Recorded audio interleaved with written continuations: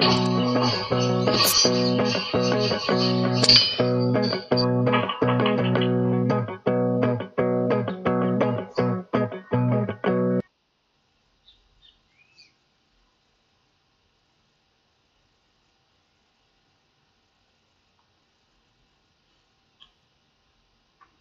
a todos, sejam bem-vindos a este canal que está em conexão com o Colégio Alfenísia Freire. Eu sou o professor Manuel Rodrigues, de língua portuguesa e também de literatura. Quero saudar em especial os alunos do primeiro ano do nosso ensino médio, sejam bem-vindos, como também quero saudar a todos os inscritos e alunos participantes que por aqui passam a fim de quererem aprender algo mais.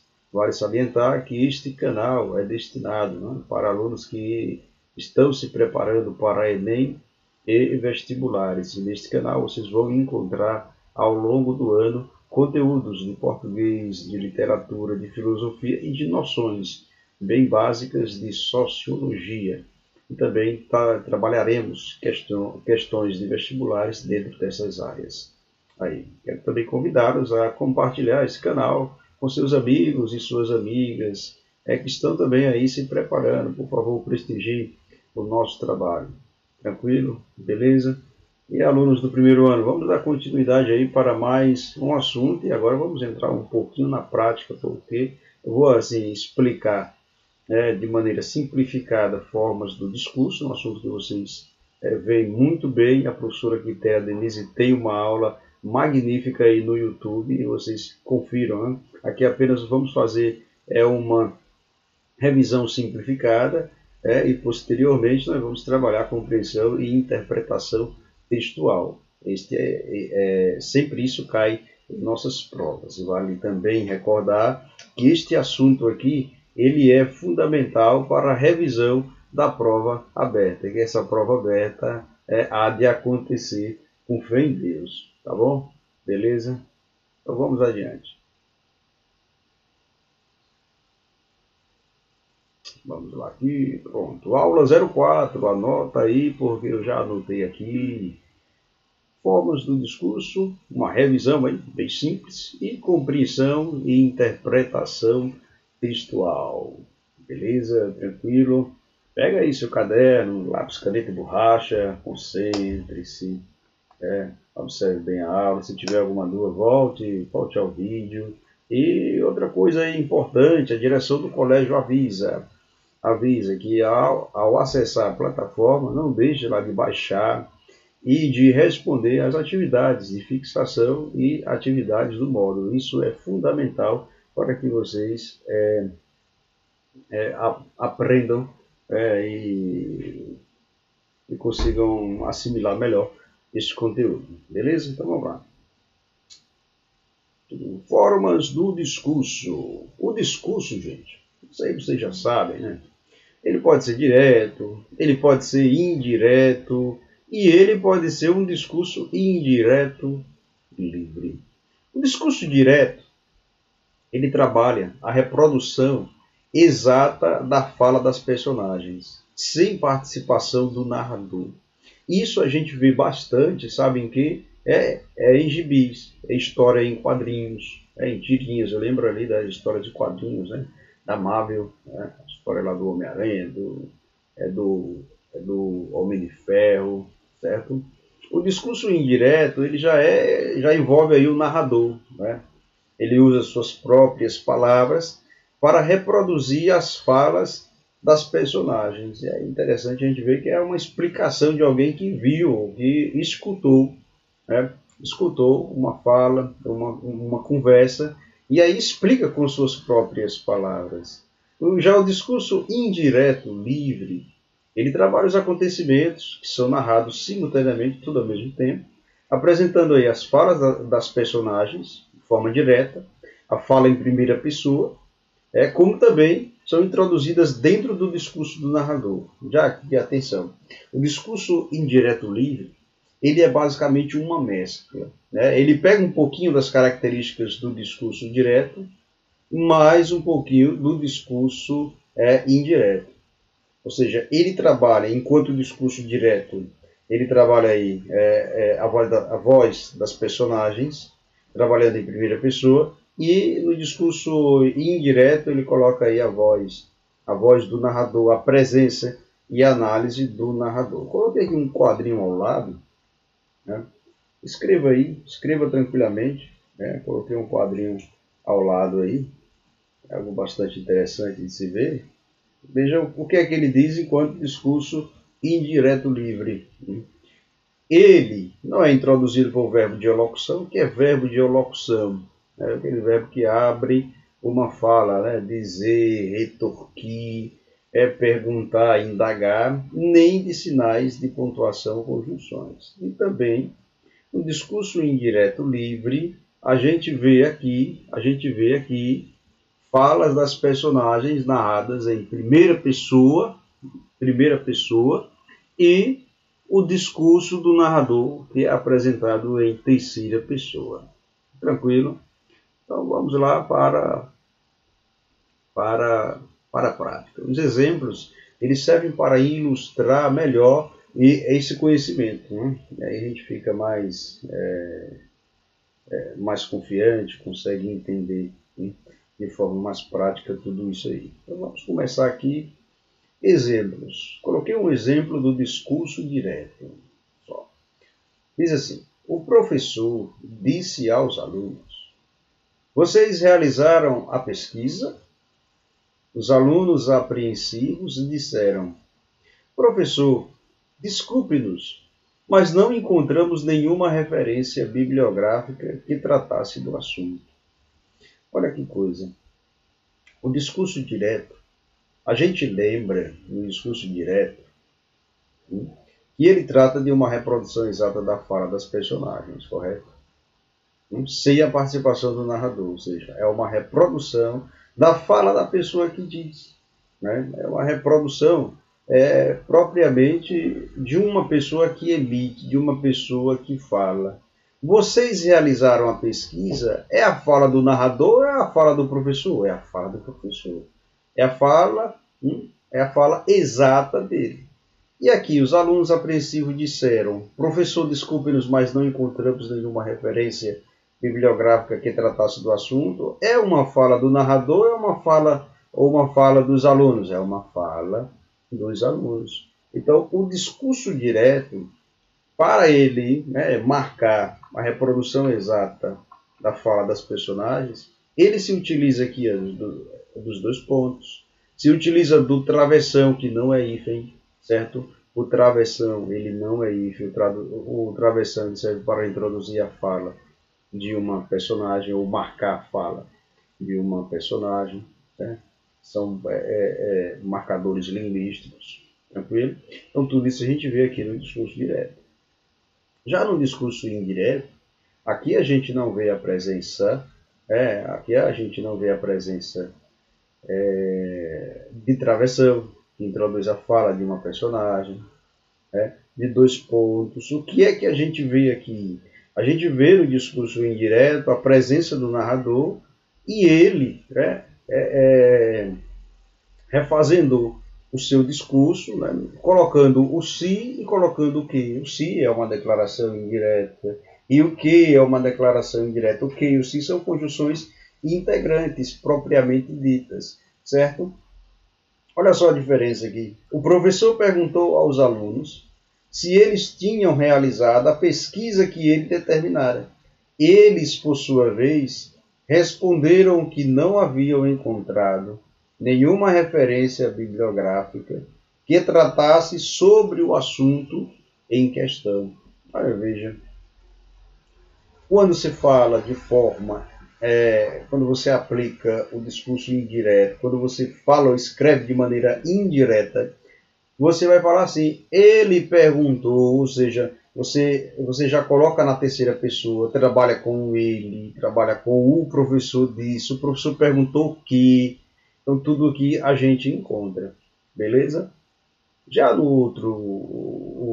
já no discurso indireto livre, como eu falei já no slide anterior, ele pega um pouquinho do discurso direto, ele pega traços, marcas do discurso indireto e pega traços e marcas do discurso indireto. Então, ele une, ele mescla um pouco do discurso direto, mais o discurso indireto. Vamos ver esse exemplo aqui. Tudo bem, brevemente, veremos um assunto mais acessível.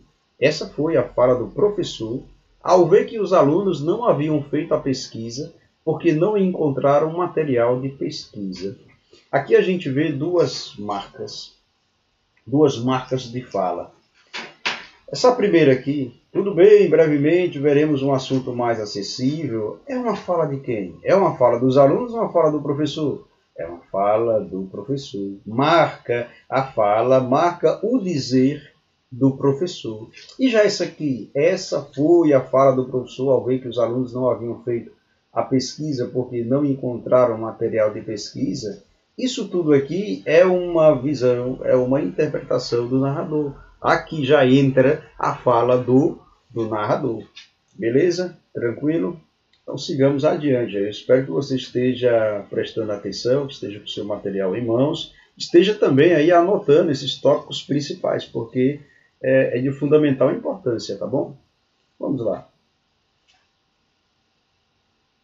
Vamos entrar na prática. Trago para vocês na prática. Vamos lá. Trouxe aqui primeira questão, segunda questão, A e B, e a terceira questão. O que é que diz aí? Você anota aí, porque eu já anotei aqui. Né? Com base nos exemplos de discurso direto, indireto e indireto livre apresentados nos últimos slides, responda. Primeira questão. Qual é o assunto comum entre os textos? Segunda questão, sobre léxico, ou seja, significado de palavras. Aponte o significado de letra A, apreensivos, e letra B, referência bibliográfica. E a terceira e última questão é: forme uma frase com discurso direto e indireto livre. Eu peço agora, dou tempo para vocês aí, rapidamente, que vocês copiem essa atividade. Copiem essa atividade. Vamos lá. Um minutinho. Copiem essa atividade.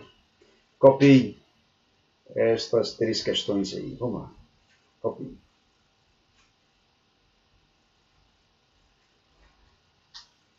E aí, copiando? Tranquilo? Vamos lá. O que diz os exemplos? Discurso direto, indireto, indireto livre. A primeira questão, ela pede o quê? Ela pede o quê? Vamos voltar para lá. Vamos voltar para o exemplo. Ela quer que você identifique o que tem em comum, qual é o assunto central entre o exemplo do discurso direto, o exemplo do discurso indireto e o exemplo do discurso indireto livre. Gente, aqui praticamente aborda os 3 assuntos. Né? Os 3 assuntos são iguais, eles falam da mesma coisa, né? Tem o mesmo significado. Tem o mesmo significado. Vamos voltar para as questões. A segunda questão, ela pede aí que você aponte o significado. Então pega o teu dicionário agora aí. Pega o teu dicionário, confira aí o que significa apreensivos e referência bibliográfica. Vamos lá. Pega aí o seu dicionário. Está procurando? Está com ele? Vamos lá. Pega o seu dicionário. Então vamos lá. Para a primeira questão, qual é o assunto comum entre os textos? Uma sugestão de resposta que eu coloquei vai ser daqui. A pesquisa sugerida pelo professor, que não foi realizada pelos alunos porque não encontraram um material, não encontraram uma referência bibliográfica para realizar a sua pesquisa. E pode ser um resumo, pode ser uma resenha. Tranquilo? Já a segunda questão, sobre léxico, aponte o significado de. Temos as palavras apreensivos e referência bibliográfica. O que significa apreensivo para você? Apreensivo, apreensão, significa inquieto, receoso, preocupado. E já o que significa referência bibliográfica? Aquilo que você encontra, né? Geralmente ali no verso de uma página de um livro. Né? É a identificação de cada obra consultada, geralmente seguindo normas adequadas a cada caso. As normas são regras definidas para identificar a obra. No Brasil, o órgão responsável pela normalização técnica é a ABNT, Associação Brasileira de Normas Técnicas.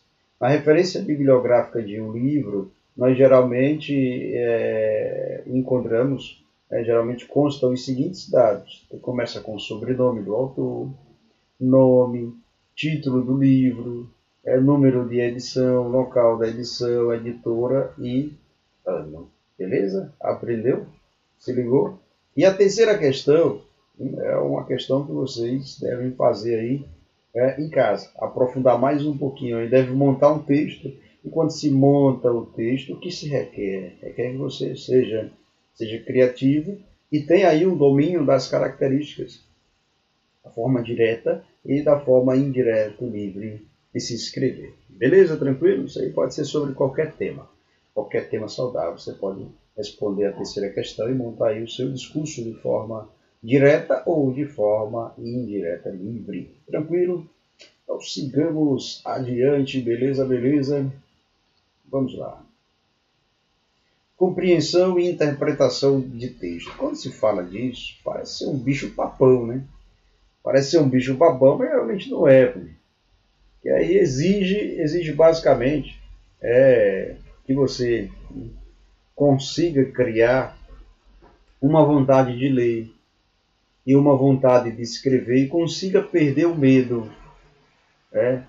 E ao lado do medo, consiga também perder, sabe o que? A preguiça. Porque sem preguiça nada vai para frente. Tudo fica como está. Você não consegue progredir. Você não consegue se desenvolver. Isso é muito ruim. Vamos ver o que diz aqui esse texto aqui. Entrando aí na prática, compreensão e interpretação textual. Leia o texto narrativo abaixo e responda as questões de 1 a 2. O texto é de um autor desconhecido, né? Retirado desta fonte aqui. Observe aqui a seta. Retirado desta fonte aqui. Vamos lá. Quem decide por mim? Quem decide por mim? Diz assim o texto. Um colunista conta uma história em que acompanhava um amigo a uma banca de jornal. O amigo cumprimentou o jornaleiro amavelmente, mas como retorno recebeu um tratamento rude e grosseiro.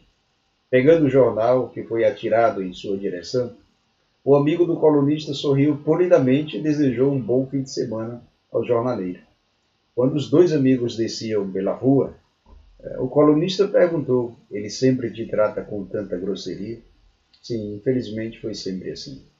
E você sempre tão polido e amigável com ele? Sim, procuro ser. Por que você é tão educado, já que ele é tão inamistoso com você? Porque não quero que ele decida como eu devo agir. Nós é que decidimos como devemos agir e reagir, não os outros.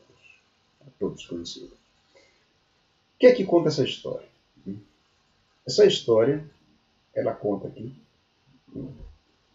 um colunista, conta uma história, uma situação corriqueira, um flash do cotidiano, algo que aconteceu rapidamente. E aí ele disse que acompanhava um amigo até uma banca de jornal. Chegando lá, o amigo pediu o jornal, o jornaleiro o tratou de forma rude. Esse amigo do colunista cumprimentou amavelmente o jornaleiro e o jornaleiro retribuiu de forma rude e grosseira. Né? A gente fala no interior de forma bruta. Né? E ele pegando o jornal, que foi atirado geralmente em sua direção, jogado, o amigo do colunista sorriu e desejou ainda um bom fim de semana para o jornaleiro. E aí, quando voltavam da banca de jornal, foram conversando, né? E aí o colunista perguntou: ele sempre te trata assim? Ele disse: sempre assim. E você, por que você é tão educado, já que ele é tão inamistoso com você? Inamistoso significa o quê? Que não cria laço de amizade. Inamistoso, que não cria laço de amizade. Ele respondeu: porque não quero que ele decida como eu devo agir. Ou seja, a pessoa quando age dessa forma, de forma rude, bruta, ela basicamente intima você a reagir como ela. E ele reage diferente. Ele reage de forma amável, de forma polida. Ou seja, o que é de forma polida? De forma educada, equilibrada. E aí ele aqui, ele dá praticamente o checkmate, a lição de moral aqui deste texto. Ele diz, ó, não, porque eu não quero que ele decida como eu devo agir. Não é que decidimos como devemos. Nós é que devemos, nós é que decidimos como devemos agir e reagir, não os outros. Eu que decido por mim, eu que decido. Aqui ele decidiu por um bem, para si mesmo, que é ser educado e respeitar o próximo, respeitar mesmo aquele que não te respeita. Isso fica como uma lição de vida para todos nós. Sigamos adiante. Adiante nós vamos encontrar, olha que coisa aqui, olha que coisa, interpretação de texto. Olha só, esta questão, estas duas questões de interpretação textual, realmente, em língua portuguesa, a gente costuma trabalhar aí, pega um texto, a gente trabalha aí, trabalhando não só a significação do texto, não só o significado de palavras, se trabalha também morfologia, se trabalha também sintaxe. Vamos observar. Primeira questão. No trecho, um colunista conta uma história em que acompanhava um amigo a uma banca de jornal. Temos artigos definidos sublinhados. Analise as frases abaixo e marque a alternativa que não apresenta essa mesma classe gramatical. A questão diz que tem artigos definidos sublinhados. E ela pede que analise essas três frases, aqui, ó, frase 1, frase 2 e frase 3, e marque a alternativa que não apresenta essa mesma classe gramatical, que não seja um artigo definido, certo? Uma classe gramatical que se confunde, né, que pode ser semelhante, mas é diferente, que é semelhante e diferente, que se confunde com o artigo, é numeral. Então, pensa aí. Numeral indica a quantidade exata de seres, e o artigo serve para determinar em gênero e número um substantivo. Repito, numeral serve para indicar a quantidade exata de seres, e o artigo serve para determinar em gênero e número o substantivo. Então vamos analisar aqui as frases. Primeira frase. Queria 3 blusas, mas comprou só uma. Uma é um artigo? É um artigo ou é um numeral? Só uma indica a quantidade de uma coisa, né? A quantidade de blusa que ela comprou. Logo aqui, uma, na primeira frase, é um numeral. Segunda frase. Aquela aluna era uma pessoa muito simpática. Uma é artigo ou numeral? É artigo ou numeral? Uma é um artigo indefinido, porque se refere a uma pessoa qualquer, a uma pessoa não identificada, a uma pessoa não propriamente dita, a uma pessoa não determinada. Logo, uma é um artigo. E na terceira frase, este rapaz chegou e bateu no apartamento 1. O 1, ele é um numeral, ele é um numeral cardinal, e ele vem depois do substantivo apartamento. E o 1, ele é um numeral ou um artigo? Ele não é um artigo, porque ele não está determinando apartamento. Ele é um numeral, porque está indicando aí a numeração do apartamento. Então, aqui na frase 1 e na frase 3, a gente encontra numeral. E na frase 2, a gente encontra artigo, um artigo indefinido feminino no singular. Beleza? Qual é a resposta aí a partir daí? A pergunta é, analise as 3 frases abaixo, nós já analisamos, e marque a alternativa que não apresenta essa mesma classe gramatical, ou seja, que seja uma classe que não seja artigo, que seja provavelmente numeral. Qual é a resposta? É a letra B. Porque na 1, repito, existe numeral, uma, e na 3 existe numeral 1. Tranquilo? Beleza? E na segunda questão, a palavra sublinhada em o amigo cumprimentou o jornaleiro amavelmente. A palavra sublinhada aí, sublinha aí nas suas anotações, é amavelmente. A palavra sublinhada é amavelmente. Possui a mesma classificação da palavra sublinhada da alternativa. Eu coloco. Na letra A, ela era uma mulher amável. Letra B, Fernanda a ama muito. Letra C, amanhã choverá. Amanhã choverá. Letra D, o lençol estava amassado. E letra E, amanheceu um dia lindo. Olha o que a pergunta pede. Quando se fala, ele pede assim, a palavra sublinhada em o amigo cumprimentou o jornaleiro amavelmente, a palavra sublinhada é amavelmente, possui a mesma classificação da palavra sublinhada da alternativa. Amavelmente significa o quê? Professor, lembra de mente, é a forma de ser amado. E aí, quando se trata da forma de ser amado, de modo de ser amado, é um advérbio de modo. É um advérbio. Logo, amavelmente é um advérbio. Então, vamos tentar encontrar aqui onde tem advérbio nestas alternativas. A letra A, amável, é adjetivo ou advérbio? É um adjetivo, que é amável, está caracterizando a mulher. Na letra B, ama, é um verbo ou um advérbio? Quem ama, ama. Ama é um verbo. Letra C, amanhã. Amanhã choverá. Amanhã. Amanhã é um verbo ou um advérbio? É um advérbio. Advérbio de tempo. A letra D, o lençol estava amassado. Amassado é um adjetivo ou um advérbio? Amassado é um adjetivo, porque ele está caracterizando o lençol, o estado do lençol, que é amassado. E na letra E, amanheceu um dia lindo. Amanheceu é verbo ou advérbio? É um verbo. Logo, a resposta é a letra C.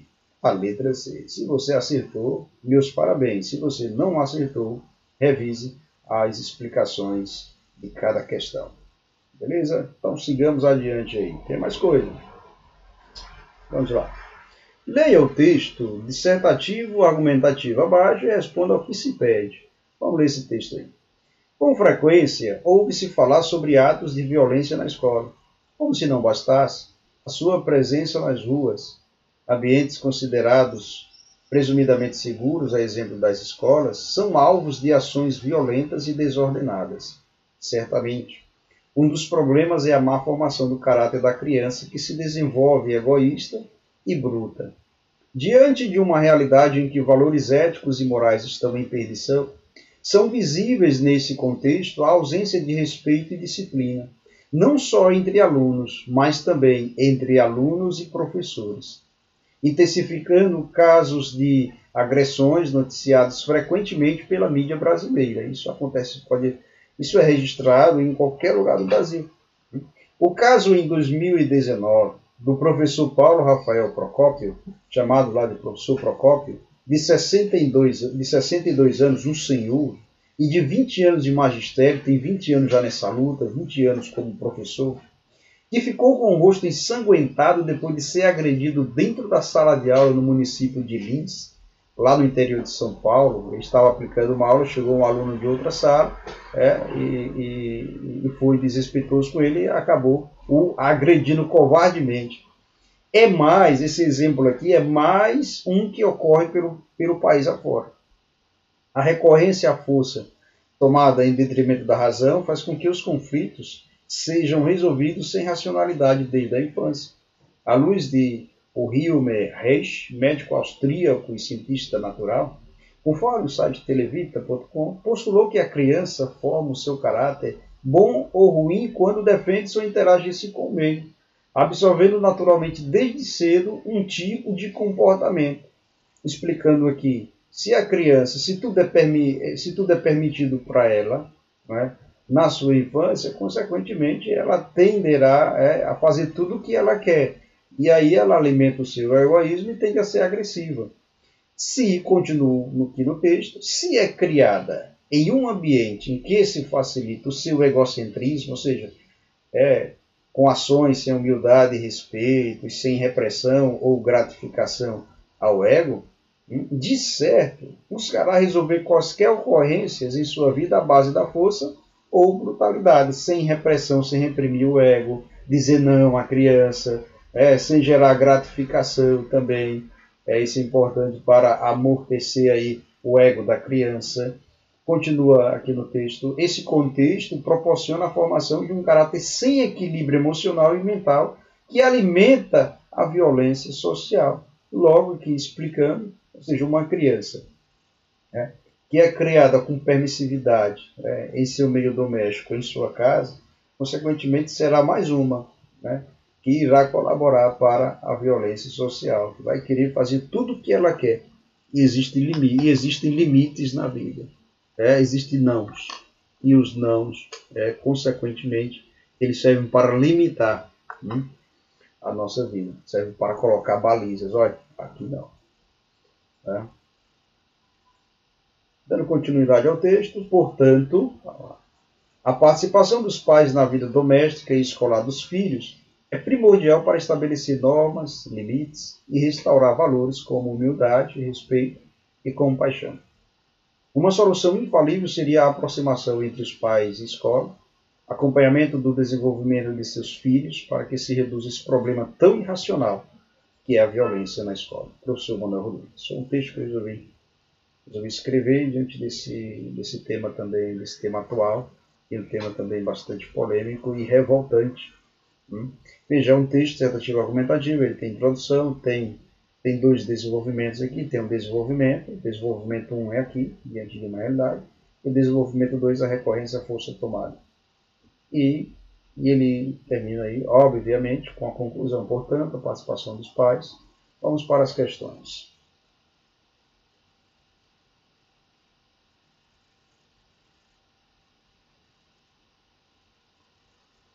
Vamos lá. Eu já coloquei aqui de cara aqui para vocês.